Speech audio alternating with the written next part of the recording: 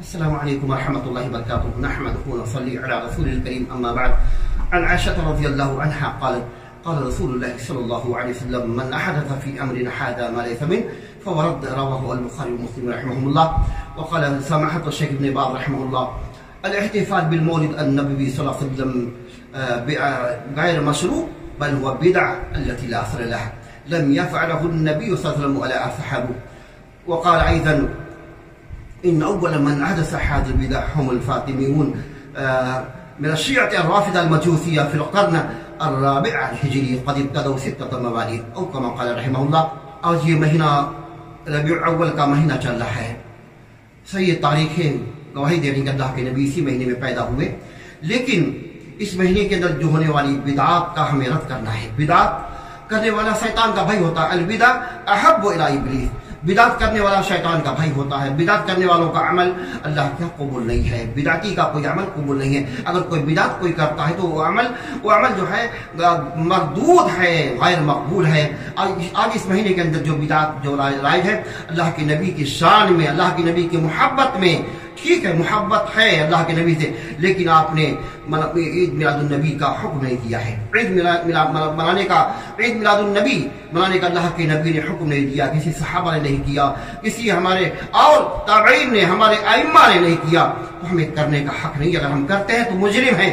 اور ابن باز کا یہ فتویٰ بھی نقل ہے، میں نے پڑھا ہے. ایسی میں نے ایک حدیث پڑھی ہے بخاری اور مسلم کی، جس کی روایت کرتی ہیں اللہ کے نبی کی بیوی امہات المومنین میں سے ہیں عائشہ رضی اللہ عنہا، کہ اللہ کے نبی نے فرمایا: من احدث فی امرنا ھذا ما لیس منہ فہو رد. جو ہمارے دین میں کوئی نیا کام کرے گا جو اس کا اسلام سے کوئی تعلق نہیں ہے، وہ عمل مردود ہے. عمل دین کے اندر سن لیجیے کان کھول کر کے. اور بہت سے ایسے رافضی مجوسی اور یہ بدعتی یہ پیغام میسج کرتے ہیں کہ اللہ کے نبی کے زمانے میں چشمہ نہیں تھا، ٹرین نہیں، پلین کیوں بیٹھتے ہو؟ نہیں، اللہ کے نبی نے فرمایا دین کے اندر دنیاوی کام نہیں، دین کے اندر اگر کوئی شخص دین کا نام لے کر کے کوئی بدعت کرتا ہے، وہ کرنے والا مردود، وہ عمل مردود ہے، اللہ کے پاس قابل قبول نہیں ہے.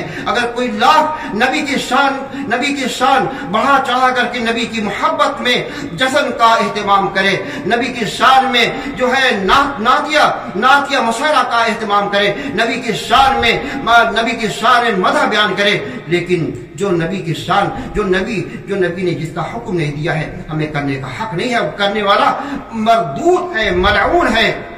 ایسے اس مہینے کے اندر سماحت الشیخ نے فرمایا اس مہینے کے اندر جو بدعات ہیں، عید میلاد النبی جو غیر مشروع ہے، اسلام میں اس کا حصہ نہیں ہے، غیر مشروع ہے، بل ہوا بدعت ہے. اس کا دن کے بارے میں اختلاف ہے. اکثر مورخین نے 9 بتایا ہے.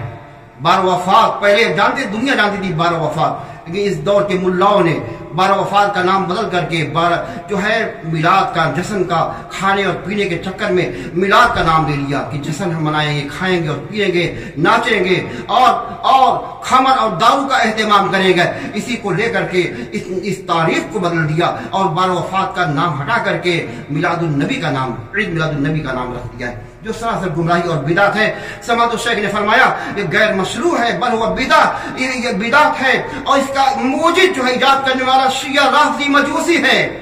ان اول من احدث هذه البدع هم الفاطميون من الشيعة الرافضة المجوسية في القرن الرابع الهجري. اس کو 4 صدی ہجری کے اندر یہ دولہ یہ فاطمیہ جو قائم تھی مصر کے اندر، انہوں نے اس کو ایجاد کیا ہے. عید میلاد النبی ایجاد کرنے والا شیعہ ہے، رافضی مجوسی ہے. اگر کوئی شخص عید میلاد النبی مناتا ہے تو شیعہ کی تقلید کرتا وہ بھی شیعہ ہے.